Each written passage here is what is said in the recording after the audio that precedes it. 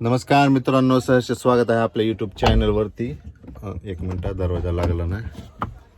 Okay, लागला. तर मित्रांनो, आता 2-3 दिवस झालं महाराष्ट्रात दुःखाचं वातावरण चालू आहे. आपले सर्वांचे लाडके अजितदादा यांचे अपघाती निधन झालेले आता.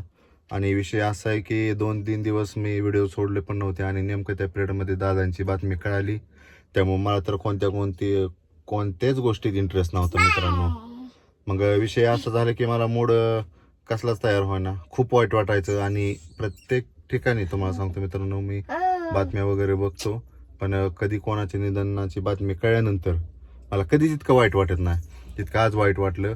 कारण दादा गेलं मित्रांनो, एक नेता गेला आणि सगळ्यात महत्त्वाचा राजकारणी नेता गेला. पण मुळात म्हणजे मला राजकारणात कसलाच इंटरेस्ट नाही. मी पक्षपात वगैरे तसला काय कोणत्या गोष्टी करत नाही, कोणाबद्दल बोलतही नाही. आणि आपल्या टॉपिकमध्ये मित्रांनो तुम्हाला कधी राजकारणाचा विषय दिसला पण नसेल. पण विषय असा आहे मित्रांनो, जसं दादा गेलेली बातमी कळाली मला कसलंच करमलं नाही. काय सांगतो म्हणजे घरातला माणूस गेल्यासारखं मित्रांनो. माझी अशी बिकट परिस्थिती झाली ज्यावेळेस माझ्या कानावरती बातमी आली दादांच्या विमानाचा अपघात झाला. दादा तिथेच अपघातास्थळी स्फोट झाला विमानाचा, तिथेच एक्सपायर झाले. आता ज्या नेत्याचं आपण इतकं भाषण ऐकायचो, इतकं नावलौकिक होतं मित्रांनो, अशा नेत्याबद्दल आज आपल्यासोबत ही गोष्ट मांडावी लागते, बोलावी लागते. म्हणजे जड अंतःकरणातून मी माझा हा आवाज बाहेर काढतोय. नाहीतर माझ्या भावना अशा आहेत की आता मला इथं रडू कधी पण येऊ शकतं. त्यामुळे मित्रांनो, मी कधीच राजकारण्याला कधी सपोर्ट केला नाही, पण जे आपले नेते होते अजितदादा, तर त्यांचा एक प्रसंग मी तुम्हाला सांगतो मित्रांनो. पण त्या अगोदर मित्रांनो, खरंच असं वाईट वाटतंय ना.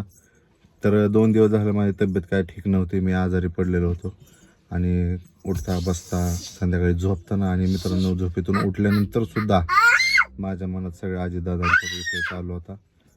तर असं लाडक्या नेतृत्व जर मित्रांनो अचानक आपल्यातून गायब झालं तर आता माझ्या ठिकाणी कोणी असू द्या, साहजिकच आहे की त्यांना करमणार नाही, आजारी पडतील, काय 12 गोष्ट होत्याला. प्रत्येकाने आपला कार्यक्रम सगळे काय असतील ते शेड्यूल बंद ठेवले. एवढंच काय, आपल्या महाराष्ट्र मुख्यमंत्र्यांनी सुद्धा राष्ट्रीय दुखवटा 3 दिवसाचा जाहीर केला, 1 दिवस सरकारी सुट्टी जाहीर केली. अशा वातावरणात मित्रांनो तुम्ही सांगा, मी तर एक नॉर्मल आहे माणूस आहे मी सुद्धा. तर आता रेग्युलर माणूस जर असा वागतो तर त्यांच्या जवळच्या लोकांचा काय हाल झाला असेल मित्रांनो, तुम्हीच विचार करा. खूप अवघड आहे मित्रांनो ह्या गोष्टी पचवणं. तर अशा परिस्थितीमध्ये मित्रांनो एक थोडं स्वतःला सावरण्यासाठी म्हटलं आपण जाऊया. आता शेजारी बावकेतला कार्यक्रम होता, त्यांचा बोकडाचा कार्यक्रम होता, बाबीर देवाची जत्रा होती, तिथं आलेलो आहे मित्रांनो फॅमिलीला घेऊन, तेवढाच विरंगुळा म्हणून.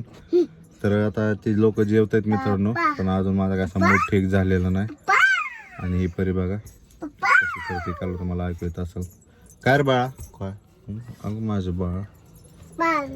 3 दिवसच झालं मित्रांनो अजितदादाला. तोपर्यंतच लगी त्यांच्या पत्नीने उपमुख्यमंत्री पदाची शपथ पण घेतली.